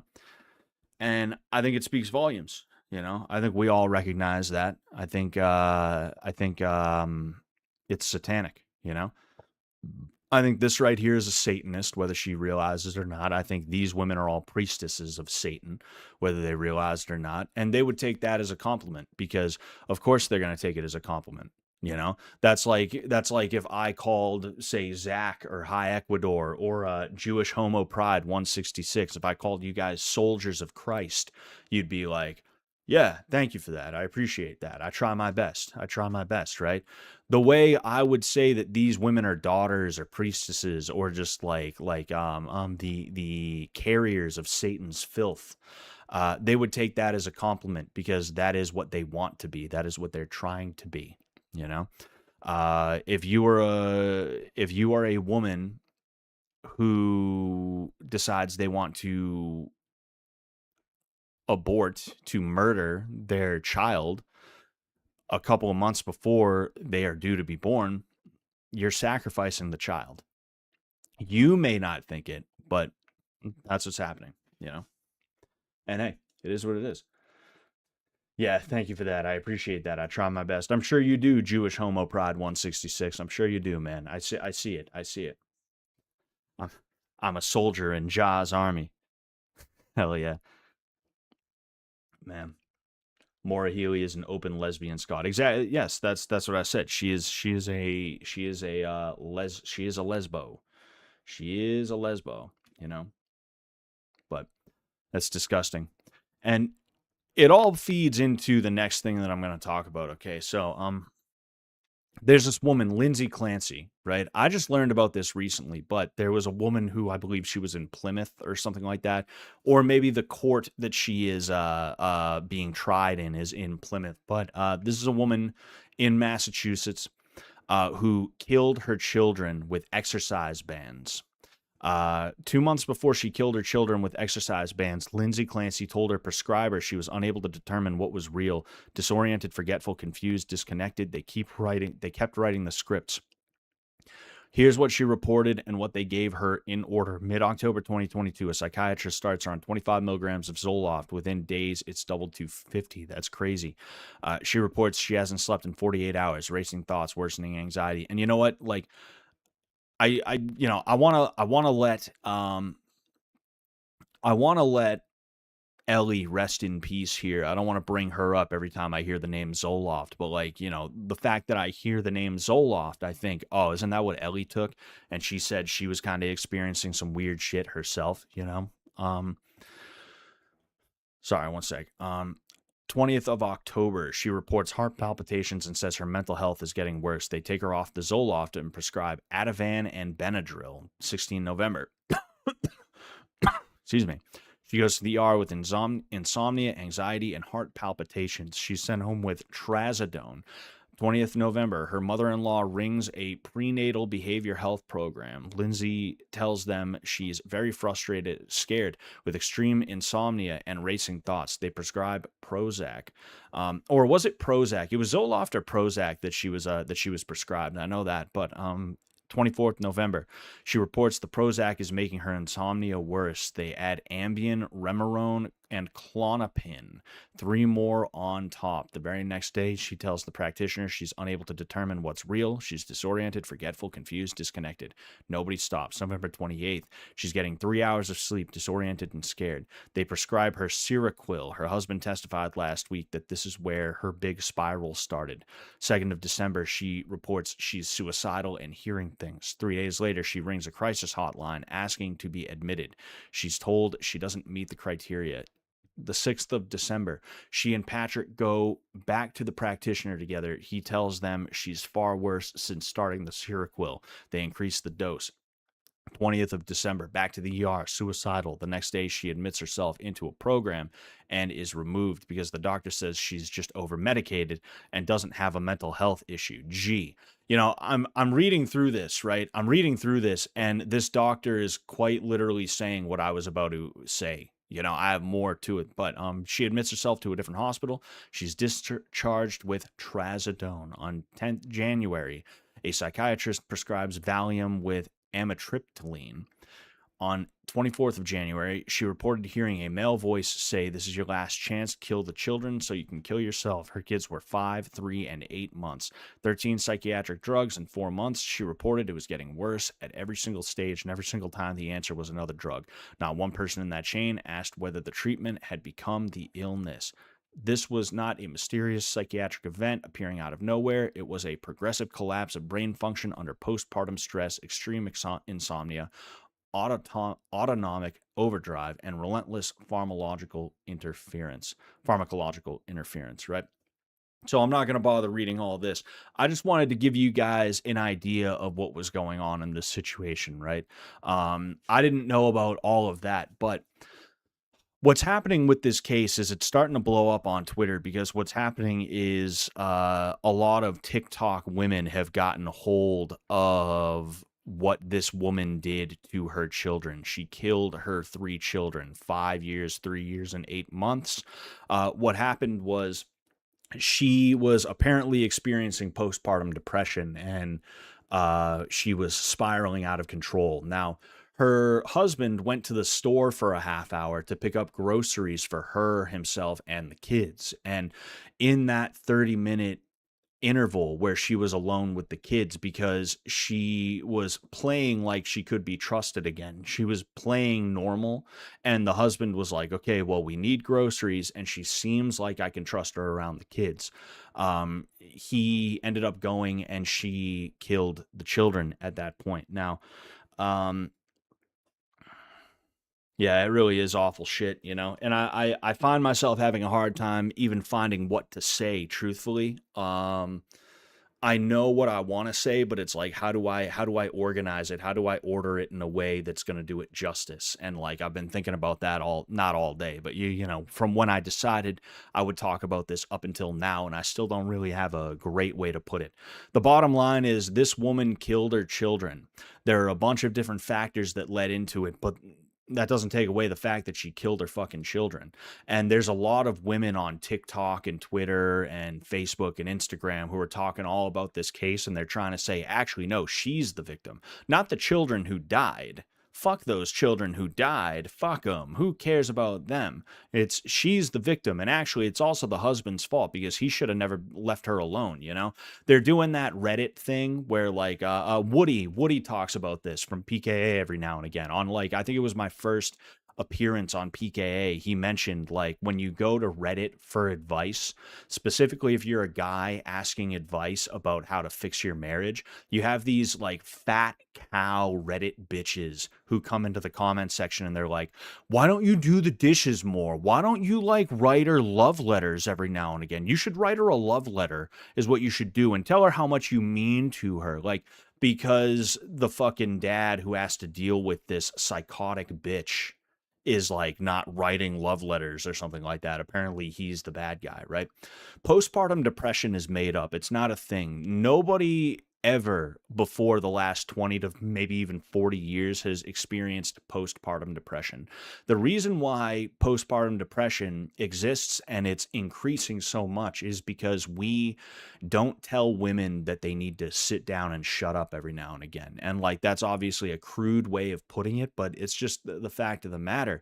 Women grow up today being told that they are constantly right. They are constantly always on the money, that they always get it right, and that if they get it wrong, well, it was only because there was a guy who was like being mean to them or something like that. Basically, if anything ever goes wrong in a woman's life, she's programmed to find the nearest man and point the finger and say it was his fault, right? Women are told that they are supposed to get everything that they want constantly. They're supposed to receive constant validation, and that they are never to be told that they are actually doing something or behaving badly, right? What ends up happening is these women, they have children and they go from being the star of the show to the supporting actor. They don't realize that when they have a child, it's not going to be, oh, mommy, mommy, mommy, mommy, mommy. It's going to be kids, kids, kids, kids, kids. She needs to take care of the kids. The kids need to be taken care of. The kids need this. The kids need that. And because of that, they're not ready for it. Having that sudden shift, especially because women are having children later and later in life, you used to start popping them out at like 18, 19, 20, 21, right? Now women are putting that off till like their late 20s, early 30s. So you take a woman who's, say, 30 years old. She's had 30 years of nothing but being told she was amazing, she's beautiful, she's stunning, she's brave. She gets to have everything she wants. She's the best ever. She can do it all. The only time anything ever goes bad is because somebody's being mean to you. You take that woman and you put her in a situation where now, regardless of how she feels, she is forced to put herself second. And of course, she's going to go fucking insane. Now, the medical field is a quack field, right? It's not a place where good people go to try and help people, specifically the psychiatric field. So because of that, you have a bunch of people who, instead of just telling this woman, look, maybe you need to go through a bit of a change in your personality. Maybe you need to shift your priorities, and maybe you need to learn to take it easy and chill and not be so self-centered. Instead of that, they just keep giving her Ativan, Benadryl, Zoloft, Prozac, Remeron, Ambien, Klonopin, fucking etc., etc. Those are only a couple of the ones that she got prescribed, right? There was even somebody here, right, where let's see here. So 20 September, back to the ER, suicidal. The next day she admits herself into a program, is removed because the doctor says she's just over-medicated and doesn't have a mental health issue. This is the one doctor that had an actual good idea of what was going on. And guess what? She didn't listen. She didn't listen to the guy. And truthfully, those pills that you get put on, it's not like you take them and you're all loopy. And then as soon as they're out of your system, or as soon as you stop taking them, even, you're like, oh, wow, I'm fine. I'm perfectly normal. You do have a road to recovery after you finish using those things. But if she had just listened to this doctor, and if somebody had just told her, look, like, I'm sorry, but it's over for you, hun. You're a mom now. You don't have time to just be you anymore. You're a mom. You gotta be a mom. Be a mom. Stop being self-centered. Be a mom. If she had listened to the doctor, and if she had listened to somebody tell her that and actually abide by that, we would not be here right now. But it's just a classic case of the world being fucked up because women have been given way too much power to be able to do and say things all the fucking time. They make too many decisions in too many fucked up ways, and that's why the world's falling apart, you know? And just like any other charlatan, a lot of these people think that if something fails, we just need more of that thing. Communism failed. It's because we didn't have enough communism. It wasn't real communism. Real communism is this. When a woman murders her children, it's, oh no, actually the woman is not at fault. It's the man. Yeah, actually, if we had more womanly stuff, if we had more stuff for women, if we had more women, if women could make more decisions, if women could do more of this, then the world would be better. It's disgusting. It's absolutely disgusting. And, there's 3 children that are dead, and you have a bunch of these stupid hoes, I don't know if we're going to find them, but we have a lot of stupid hoes that are trying to be like, oh, well, actually, she's the victim. She's the victim of all of this. She's the victim of all of this, Moody Monroe, oh boy. Whether Lindsay Clancy is a cold-blooded, premeditated killer or did the unimaginable during a psychotic break, I find it kind of odd that the prosecution thinks her friend would show up to visit her and bring up the children during small talk. Yeah, and you see, this is the shit that I'm talking about. It's like, this is what you get. You get that sort of like, what's the tea, sis, kind of attitude, and it's gross,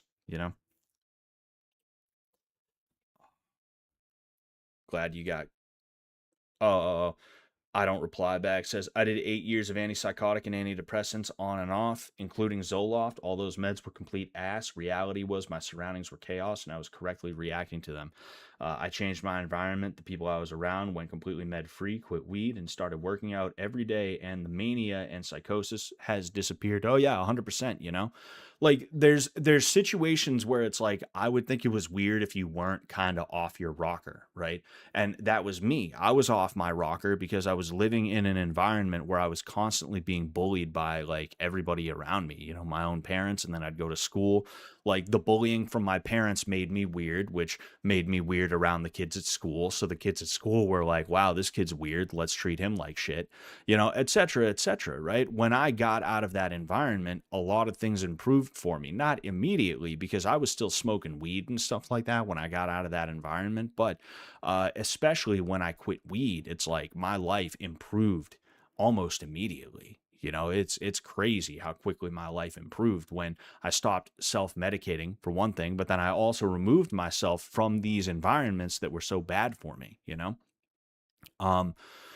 And that's what it is for a lot of people. And then you have the flip side of that, which is, like I said, and this kind of goes back to what I was talking about with Landon, right? Landon is kind of the male version of this Lindsay Clancy chick, except I'm not saying Landon's going to like murder children or anything like that, right? What I'm saying is they both come from the same place where something in their lives made them so attached to a certain kind of outcome or a certain type of lifestyle that when that outcome or that lifestyle was threatened, they have a mental breakdown and they spiral and they keep making worse and worse decisions. And in the case of someone like Lindsay Clancy, she killed her children. And again, it's all because of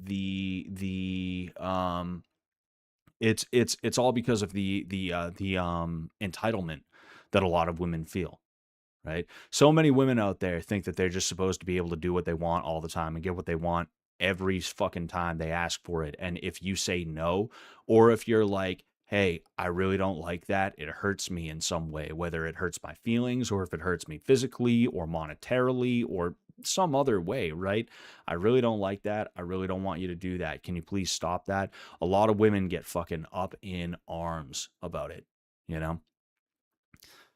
It's this type of stuff is going to keep happening, and with the whole legalizing baby murder up to birth thing, it's only a matter of time until we get to a point where like every woman like this is given the unfit to stand trial treatment. You know, that's what's happening with a lot of people of a certain skin color, right? You know, judges, activist judges, they see a black person come in after they like stab the fuck out of somebody, and they decide, actually, no, this poor soul is not fit to stand trial. They clearly are a victim of society, and because of that, it's made them insane. Either that or they're just, you know, their IQ is so low, we have to take pity on them. They're not fit to stand trial. There's always some situation like that. Now we're getting to a point where that's happening with women, except it's like a different kind of flavor of it, where either A, literally just because they're women, it's called the pussy pass. Just because they're women, they're given lighter sentences if they're even given a sentence. You'll see women get away with stabbing their boyfriends and stuff like that, and they won't even get prison time. They might literally, the charges might get thrown out, you know? But then on top of that, now they're able to kill their 5-year-old, 3-year-old, and 8-month-old children. And they're able to just get off. They're able to have a bunch of women be like, actually, she's the victim. She's the victim in all this. And it's gross. It's fucking disgusting. You know, I don't even know how else to put it. You know, it's gross. It's disgusting, you know, and unfortunately, nothing's going to change until people get sick of their children dying from stupid bitches. That's all that's going to happen, you know. Stupid bitches are going to continue to kill children, and we're just going to have to wait until everybody gets sick enough to do something about it, you know. Could be that the entire family are victims in different ways. Even the father is now traumatized for life. The only victims are the children that died and the father. That is not a victim. The woman who killed the children is not a victim, you know. I don't care that she was taken advantage of by the psychiatric system. There's a point where you have to take control of yourself and go, okay, you know what? Maybe duty. We don't instill a sense of duty in women anymore. There's no sense of duty or sacrifice. And that's my main point is, you know, women, they just do whatever the hell they want all the time, no matter what. They have no feeling of like gratitude, or they don't feel that they owe anybody around them anything. And because of that, it's just a constant state of like, there is no past, there is no future, there is only now and what I want now. And because of that, I want this thing. Well, I'm going to get it no matter what. And if I can't have it, well, then I'm going to throw a fit, and there is going to be hell to pay, is the way that a lot of people do stuff. The 19th, indeed. You know, Casey Anthony started it. Oh, yeah, of course, you know. Rest in peace to them. Yes, rest in peace to those poor children. You know, God bless the husband. You know, I'm sure he was doing everything that he could. I'm sure he was trying his best and, you know, attempting to make sure that he was, you know, protecting his children. But the unfortunate reality is you got to eat, and you can't trust your psycho bitch wife to go to the store. So, you know, that means you got to be the one to go to the Stop and Shop. So you don't believe she had a psychotic break? I mean, psychotic break or not, she had to get to a point where she had to fucking like take control of herself, you know? Like, I don't think she had a psychotic break, I'll be honest with you. Or if she did, that's not a good enough excuse, you know? Fucking A. Yeah, it's like Hayakador said, it's like, I think he does, but you still killed your kids. You know, you still killed your kids, meaning she still killed her kids. Exactly. It's like we can't sit here and just be like, she had a psychotic break. That's okay. She killed 3 innocent children, and now her husband is just here. Like, that's not good enough, man. You know, that's not good enough. And that type of thing has been weaponized by the system for years. And we can't let that happen, because you know what, women abuse that type of stuff too. Like, women will kill their boyfriends and then turn around and be like, he was abusing me, to try and get off. And that worked a couple of times, but it stopped working because the court system caught on to what was happening. They caught on to the fact that women were just like, they were bored of their husbands, and they decided they would fucking kill them to try and get out of the marriage guilt free, and then be like, oh, but he was abusing me is what happened. Eventually the courts were like, that's not a good enough excuse anymore. Unless he was like knife ready to plunge into you and you killed him, we're not taking that anymore. You're going to prison. You're going to fucking prison, lady. That's what's happening. You know? I'm so tired of pity for anyone mentally unstable. Exactly. Where's the pity for the normal people who like go to work and are upstanding members of society? They give more than they take, and they have things taken away from them that they have no reason, or the person who's taking it away has no right to take that thing away. Where is the compassion? Where is the empathy for the person who did absolutely positively nothing wrong and still got screwed? You know, this woman murdered 3 children, psychotic break or no. She has blood on her hands, and I don't care if she had a psychotic break and she's now like, oh my God, what have I done? No. You should have acted different. You should have behaved different. You should have went a different route than just shoving pills down your throat every time they were offered to you. You should have, at the very beginning, understood that, okay, I am a mother now. I've been a mother for 5 years. I need to get over myself. I think that's what she should have done, you know? And that's the thing too, is that like, that's the especially despicable part of it to me, is like, I can at least wrap my head around what Lindsay Clancy did. And I can be like, okay, well, you know, it's understandable. It's understandable. It's recognizable. I can at least follow the logic of what she did, regardless of what it ends up being. But what I absolutely find completely detestable is the amount of women out there who are like, I mean, honestly, we've all felt that way, haven't we, girls? That's the attitude that these women have, is like, I mean, haven't we all thought about it? Haven't we all thought about it? You know, I mean, come on. Like, who hasn't thought about murdering their children before? Drowning their kids in the tub, using an exercise band to strangle them, stabbing them 15 times. Who hasn't thought about that before? They're trying to normalize that kind of behavior. They're trying to normalize that kind of thing, and they're trying to blame it on the husband. They're trying to make it into a thing where it's like, mothers have the hardest job. Mothers have the hardest job. And they don't get enough support. They don't have enough programs. They don't have enough help. And the husbands, they go to work all day and then they come home and then they don't fucking do anything. I mean, they do some stuff, but like, I'm going to pretend like they don't do anything, right? Women are just, when women are allowed to congregate, when women are allowed to have like talks in that way, it's just like nothing good happens, you know? Women never organize around a legitimately good thing. They only organize around like trying to get something for themselves.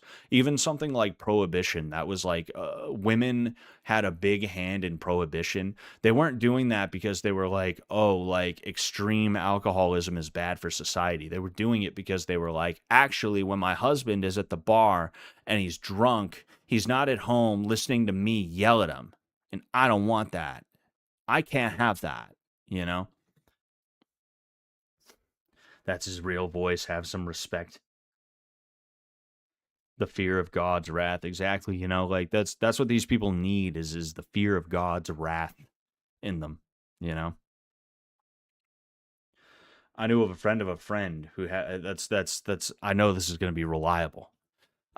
I knew a friend of a friend who had twins, and after she had to basically be isolated, like she was cold turkeying heroin because she literally lost her mind. Took like a month for her to get back. Yeah.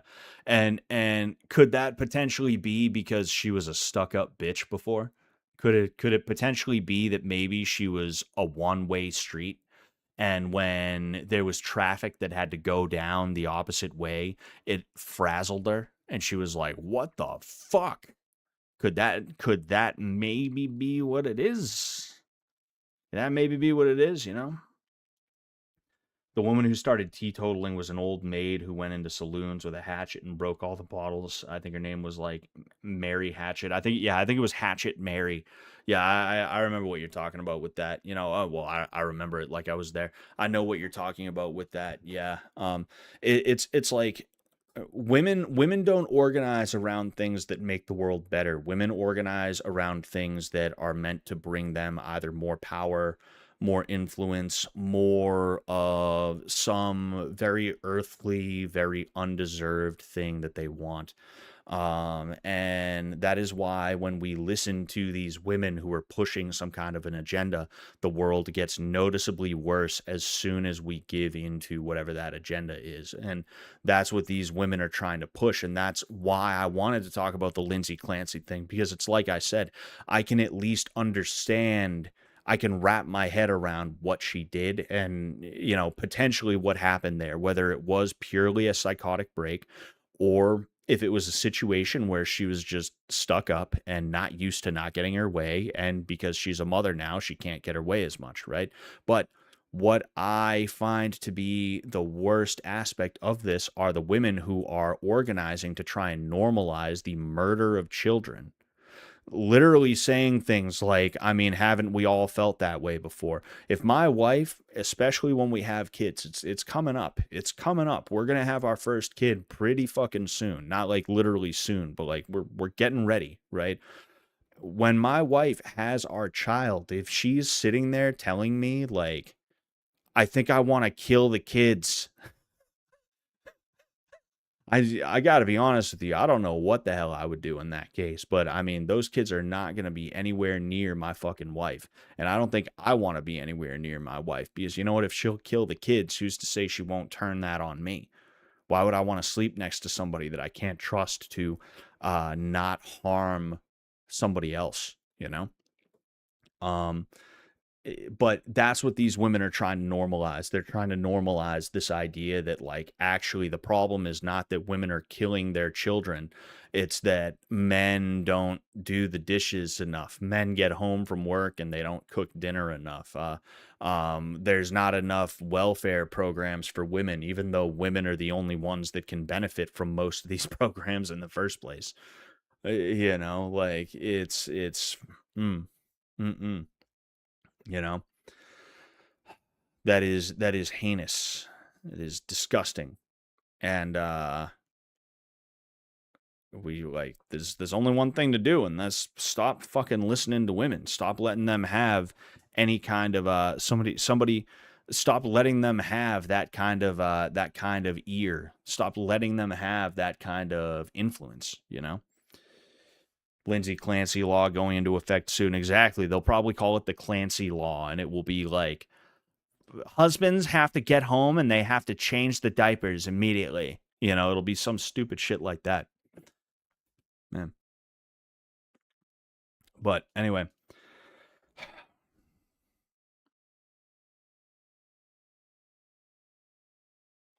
Sorry, I'm just looking around real quick. It is about time I get out of here. This was not the worst stream. I'm getting closer and closer to being able to stream on the usual days that I would stream on again. And because of that, I don't have to get home. Like literally, I didn't even finish my dinner. I made some stuff that I got from a Brazilian store, and then I had ramen noodles as a side dish, so that I wasn't just eating protein. And like because of that, it's like I get home and I have to like rush, and I'm not as organized as I should be. But as far as the shit show stream goes, this was not the worst one. I do wish I kind of was able to voice my opinion, to articulate a little bit better on a couple of different things, but it is what it is. It is what it is. I watched Fallout Season 2 yesterday, and it was mid. Yeah, I could only get through one or two episodes before I was just like, fuck it, I think I'm good. I don't think I need to keep watching this. I think I'm all set.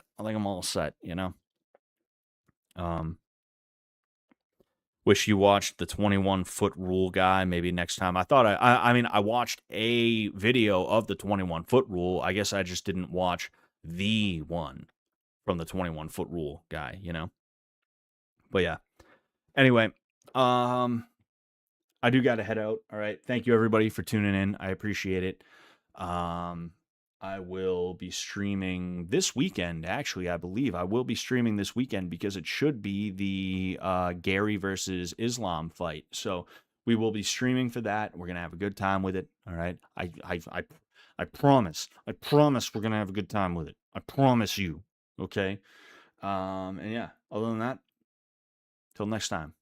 Peace out. Suck Sullivan, don't mess with his load, or you will get undone. Spinning round and round, bleeding on the ground. Scotty Rocker, laundry killer, no remorse in this beamer. Fabric assassin, hood cleaner, coming for your Rasta queen. Rape on the washing machine, no use to fight back. MMA, knock your nigga head like a KKK. Hush your nigga mouth if you can't